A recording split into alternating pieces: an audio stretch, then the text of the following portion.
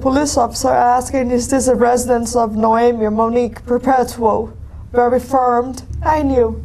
That moment I kneeled down and I just prayed to God to have mercy on my daughter. It was too late. It was too late. The night before he called 911, Darron Lee was on his phone, not calling for help, but asking ChatGPT what a slip and fall injury looks like versus a stab wound. He typed it out like he was doing research. He signed off some of those messages with LOL. 12 hours later, he told deputies his girlfriend must have slipped in the shower. He really thought that would hold up. It didn't take long for investigators to find out otherwise, starting with the blood on the stairs he apparently forgot to mention. This is a story about a man who had almost everything handed to him early and still managed to lose all of it in the worst way possible. Darron Lee was a first-round NFL draft pick, a former Ohio State linebacker good enough to be named defensive MVP in a college football playoff semifinal, fast enough to outrun receivers at the NFL Combine. He signed a rookie contract worth over $10 million guaranteed. On paper, that's a life most people don't get close to. In practice, his NFL career never lived up to the promise. Mediocre grades from analysts, a suspension for a banned substance, bouncing between 4 teams in 5 years before it quietly ended in 2021. Not a disaster, just forgettable. What wasn't forgettable, and what only came out later, was a pattern of violence that followed him well before February 2026. A lawsuit in New Jersey in 2017 alleging assault at a house party, denied and later dismissed. Then in 2022, a woman told police Lee threw a phone at her head hard enough to draw blood, then grabbed her by the throat while punching a pillow next to her face. In 2023, it was his own mother. A witness ran upstairs after hearing screams and found Lee on top of her, fist raised. His mother said he'd shoved her into a wall and punched her in the face repeatedly. He pleaded guilty to a reduced charge in 2025. He served 2 days.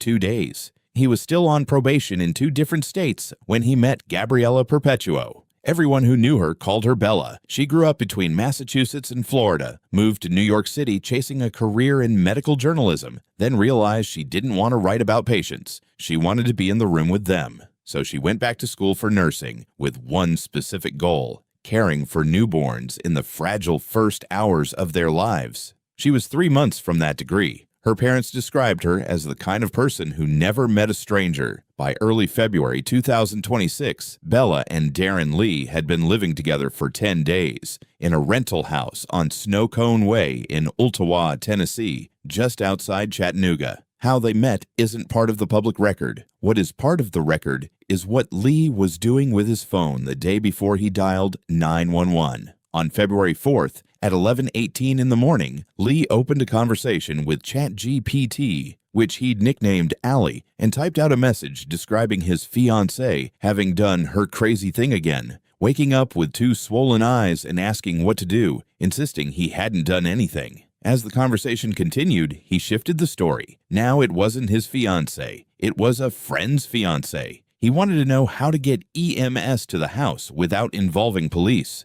20 minutes later, he asked what physical signs a slip and fall in a bathroom shower would leave behind. The AI answered carefully: puncture-looking wounds, minimal early bleeding, swelling that shows up later. Lee wrote back, "Yes, that lines up." He said there was a stab wound, a bite mark, bruising below what he called the 2 stabby-looking ones, both eyes swollen. At one point, the AI itself seemed to pick up on his tone and told him to pause the jokes for a second because both eyes swollen was starting to look less like an accident and more like something that needed medical attention immediately. His response to all of this in writing, time-stamped February 4th at 12:03 in the afternoon. Bet. She got blood all over the damn place. That message sat there for nearly 24 hours before anyone called for help. At 1:30 in the afternoon on February 5th, Lee finally called 911. He told the dispatcher his girlfriend wasn't breathing, that CPR was in progress. It was routed as a medical emergency. Deputies arrived expecting to help save a life. Instead, they walked into a scene that didn't match anything they'd been told. Bella was on the living room floor, unresponsive, already being worked on by EMS. She had visible injuries. Lee's account was simple. He'd woken up from sleep to find her unconscious on the couch, But the house told a different story. No forced entry.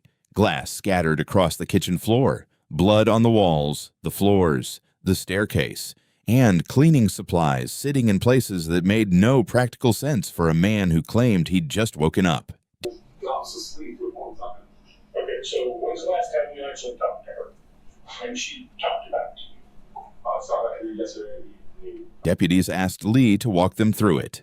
He couldn't. He said he'd been asleep. He said he didn't know what time. He said she might have been taking a shower and then he was knocked out. When they asked about the water and broken glass, he explained it as a window left open, cold air, a microwave that supposedly exploded from the temperature change. He said he'd cleaned it up before he went to sleep. None of it added up, and it kept not adding up. Asked if she was bleeding, he said no. Then, seconds later, acknowledged there was blood going down the stairs and blood in the shower, guessing she must have fallen. We'll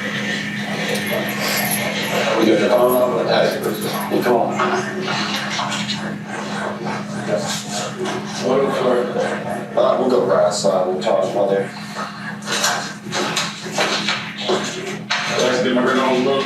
Yes, fine. I'm here the whole time. I'm here the whole time. No, Brandon did some questionnaires. When did you come back? Okay, I was about 5 minutes after. She was still like, yeah, she was still. I came down. She was laying right there. Where did she leave? I'm not sleeping. Where's her medicine? Is it her list of medicine? He said they slept in separate bedrooms because he didn't have furniture yet. When a deputy asked directly what happened to her, his answer was some version of, "I don't know." Oh, Yes. Do you recall what time it was? No, right off. Probably 2 or 3 ago. Okay, middle of the day? Yes. Okay. And you were able to speak with him? Where did that conversation take place? And the living room, and then front door. Okay. And real quick, is this home in Ottawa? Is it in Hamilton County, Tennessee? Yes. Okay. And sir, do you wear body camera? Yes. Is it on you today? Yes, ma'am. Okay. And did you have it on February the 5th, 2026 when you responded to snow runway? All right. And was the conversation you had with Mr. Lee, was that recorded on the body cam footage? It was. Okay. And have you?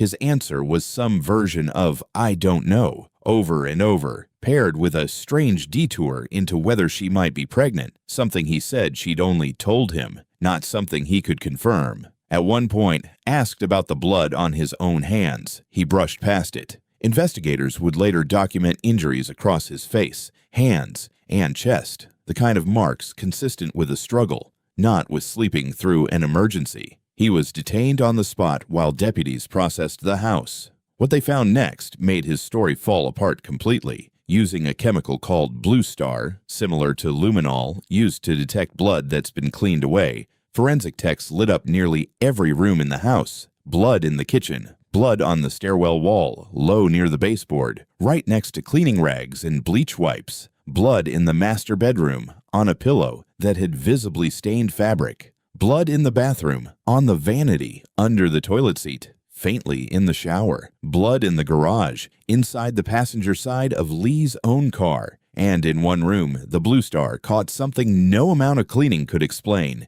Human handprints pressed into the carpet, the kind investigators associated with someone trying to push themselves up off the floor. Bella's injuries, once documented, were extensive. A stab wound to her abdomen, severe bruising around her head and eyes, bruises across her arms and torso, a bite mark on her shoulder, a broken neck. She was taken to the Hamilton County Forensic Center, where an autopsy determined the cause of death: blunt force trauma to the head. She was 29 years old. 3 months from her nursing degree, Lee was arrested that same day and charged with first-degree murder and tampering with evidence. Bond was denied, and once investigators started digging into who Darron Lee actually was outside of football, they found he was already on probation in 2 separate states for assaulting his own mother, and for an earlier incident involving another woman. This wasn't the first time someone had accused him of exactly this kind of violence.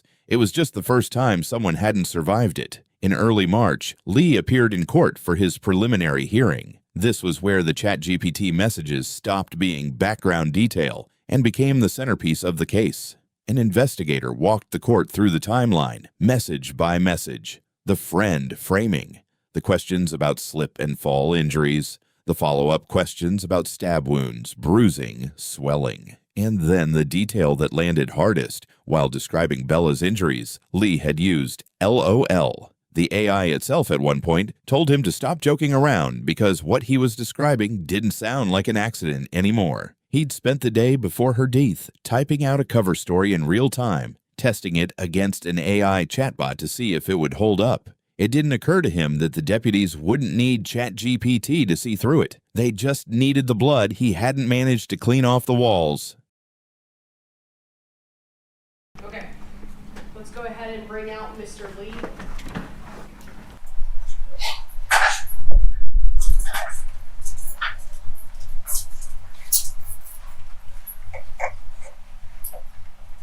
Alright, how's our signal? We good? Alright, we're here on docket number 2006151, first degree murder. Docket number 2006152, tampering with or fabricating evidence for preliminary hearing, Mr. Darron Alexander Lee. February the 5th of this year, were you working on patrol? Always. Do you recall receiving a call from dispatch or I don't know how they do it, maybe from another deputy about an incident that was taking place on Snowcomb Way in Washington, D.C.?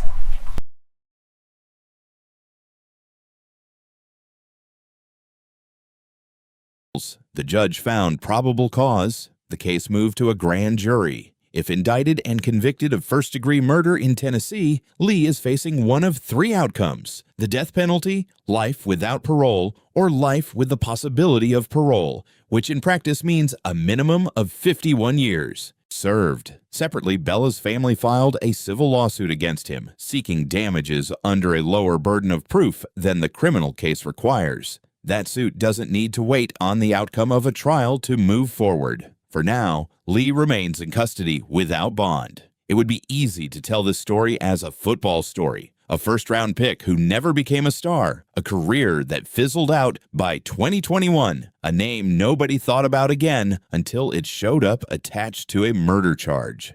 That version happens all the time in professional sports. It wouldn't even be interesting. That's not the story that matters here. Gabriella Perpetuo moved states chasing a purpose, first in journalism, then in nursing, until she found the one thing she actually wanted: to be in the room for newborns during the hardest hours of their lives. She was 3 months away from making that official. Her parents said she never met a stranger. She spent 10 days in a rental house in Ooltewah before her name became part of a police report instead of a graduation program. What happened to her in that house is still working its way through a courtroom. But what's already clear doesn't need a verdict to be true. A life that was building toward something good ended in a living room, and the man who was supposed to call for help spent the day before typing out an alibi instead.